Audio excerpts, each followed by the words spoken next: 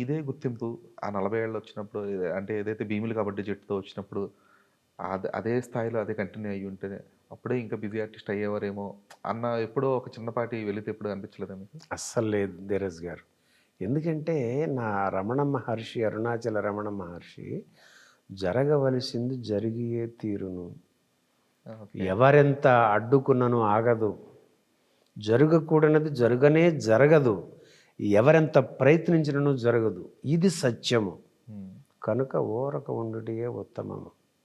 అంటే ఊరుకోమన్నాడు కదా అని గదిలో కూర్చుంటే ఎట్టా?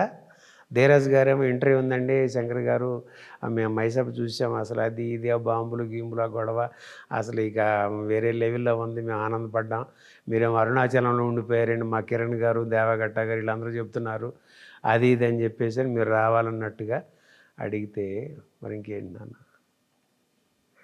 ఓకే. అంటే ఈ దైవత్వ కాబట్టి భావన. వెలితి లేదు ఇక్కడ. హ్మ్.